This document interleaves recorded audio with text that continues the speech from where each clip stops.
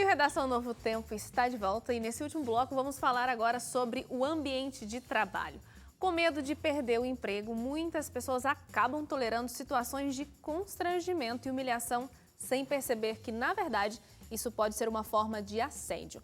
Uma pesquisa realizada pelo site vagas.com apontou que 52% dos brasileiros já sofreram assédio no trabalho e os outros 34% disseram ter visto um episódio de abuso. Bom, eu já começo aqui falando nesse bloco que eu e o Hélio estamos em desvantagem aqui. A Larissa é convidada, né? Então ela está imune de qualquer jeito. Eu e ele, nós estamos numa situação complicada porque nós estamos aqui, vamos debater nesse bloco e os nossos dois chefes estão presentes. O Wagner Cantori é diretor de jornalismo, como você já deve ter ouvido várias vezes, e o André Leite, ele é coordenador de jornalismo, ou seja, os dois são os nossos chefes, eu e o Hélio aqui apenas operários. O Hélio ainda tem um poder maior do que eu. Eu tenho poder sobre a minha mesa. Olha só, o que a gente pode falar aqui, de repente gera um constrangimento, isso já seria um assédio? Você concorda, Hélio, que seria um assédio? Já que eu estou sendo assediado pelos meus subalternos. Eu acho que já foi um assédio isso aí que você falou. Agora, a pesquisa diz que 52% dos brasileiros já sofreram algum tipo de assédio. Então, significa que de nós 5 aqui, se a pesquisa está correta, 2,5% de nós já sofreu. Quem vai contar? Quem vai dizer é o Leite foi? e eu e metade da Suzane, ou metade do Hélio. E quem vai se manifestar? Agora, eu achei interessante isso que a pesquisa mostrou, não foi a pesquisa que mostrou isso, mas é a leitura que pode ser feita.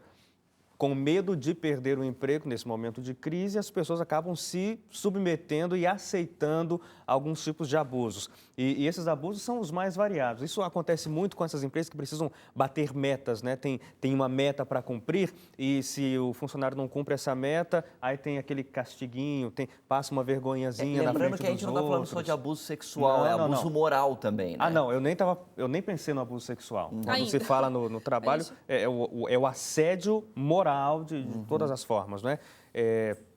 E aí as pessoas se colocam numa situação vexatória em que elas mesmas se colocam nessa posição por medo de perder o emprego, porque sabe, olha, com a situação que está, se eu sair daqui, o que eu vou fazer? Ou eu posso até colocar na justiça a minha empresa, mas quanto tempo isso vai levar para se resolver? E como é que vai ficar a minha ficha empresarial no mercado se quando eu for procurar um outro emprego e dizer, mas você já colocou uma firma na justiça, como se diz por aí? Então, acho que as pessoas ponderam tudo isso e acabam, sabe, se sujeitando a coisas que não são aceitáveis.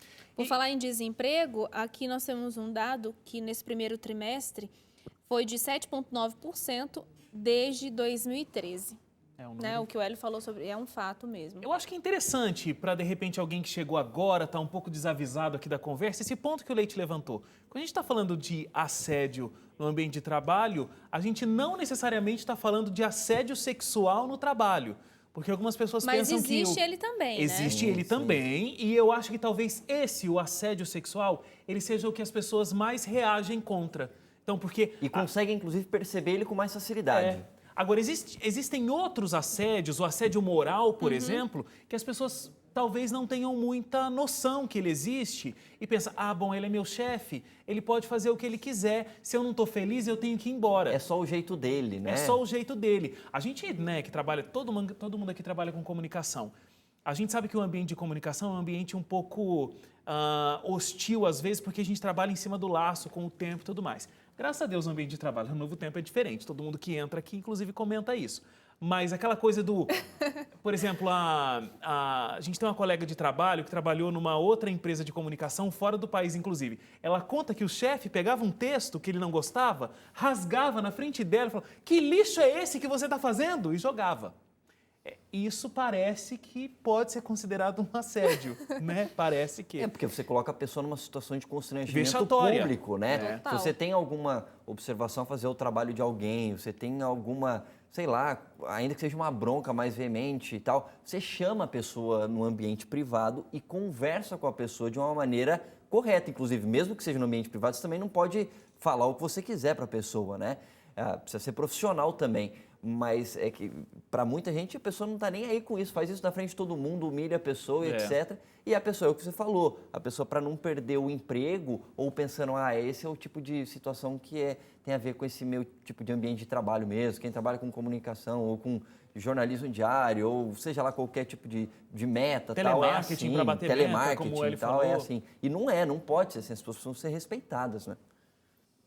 Nesse caso que vocês falaram aí sobre os 52%, que já disseram sofrer algum tipo de abuso, o Wagner citou um exemplo de rasgar o texto, uma coisa bem assim, clara e evidente de que é um assédio moral. Mas, às vezes, por ser uma coisa que está acontecendo cada vez mais, há algumas coisas sutis que, de repente, a pessoa nem percebe.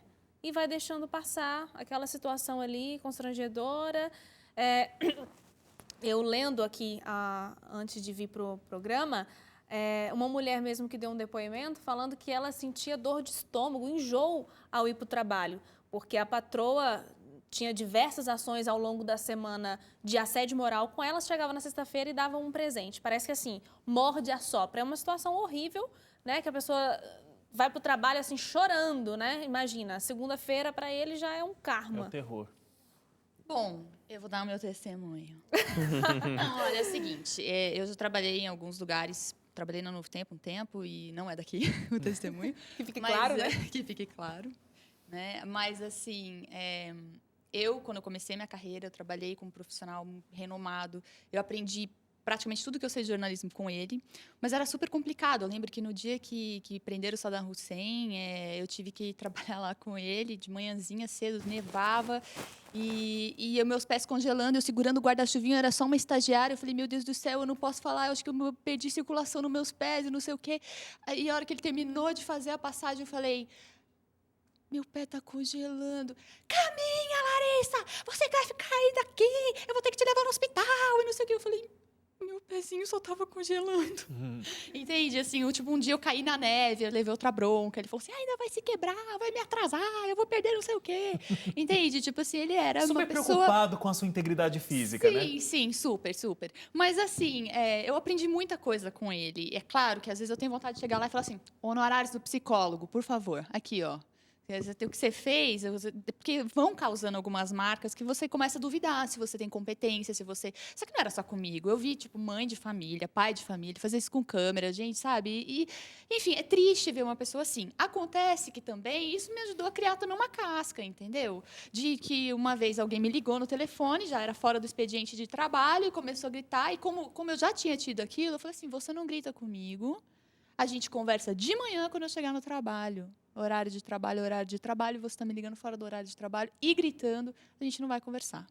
Então, assim, vai criando uma certa casca. Agora, que assim, tipo, por exemplo, ambiente de comunicação é complicado mesmo, sabe? E às vezes porque tudo é rápido, porque tudo é pressão. rápido, porque é urgente, porque qualquer queda assim na neve de uma pessoa inexperiente pode causar um estrago para a notícia que tem que sair, entendeu? E sabe qual é um aspecto que complica essa conta? É que a gente não é de uma área de exatas. Onde 2 mais 2 são 4 e não tem como discutir sobre isso. Na área de comunicação, eu estava falando com um colega de trabalho hoje sobre isso. Eu posso olhar e ter uma opinião. Você tem uma, o Hélio outra, o Leite, a Suzane outra. E aí a gente vai ter que discutir sobre essa opinião diferente. E quem está certo? 2 mais 2 não são 4, né, na área de comunicação. Olha, a gente está falando de assédio moral, a gente tem menos de 2 minutos para terminar. Eu só gostaria de mostrar Não, tá tudo bem. Obrigado. Segundo a Organização Internacional do Trabalho, 52% das mulheres do mundo que são ativas economicamente já sofreram algum tipo de abuso sexual. Agora a gente vai fechar falando sobre isso. A pergunta é, realmente a mulher sofre mais com isso? Porque existe também os homens que sofrem um tipo de abuso sexual, mas a mulher, de acordo com esse dado, é a que mais sofre e é uma coisa mais comum de acontecer. Sofre abuso sexual ou sofre assédio sexual?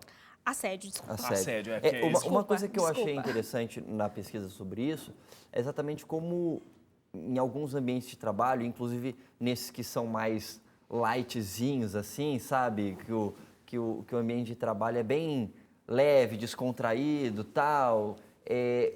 Essa liberdade, às vezes, acaba dando espaço para que aconteça uma espécie de assédio sexual, de acordo com a pesquisa que foi mostrada aqui para a gente, sem que as pessoas se deem muita conta disso. Então, tá brincando, tá fazendo uma piada, etc. E aí nessa, e eu já vi situações da pessoa querer fazer piada com alguém, eu tô sempre com a Suzane aqui, aí tô fazendo uma piadinha com ela, não sei o que lá, tal, e aí de repente eu mando uma piada para ela e essa piada tem um cunho sexual e a pessoa fica meio assim. Então a pessoa fica tão numa liberdade tão grande no dia a dia que ela não consegue perceber o momento em que... Lógico, a pessoa tem que estar sem noção para fazer isso, lógico.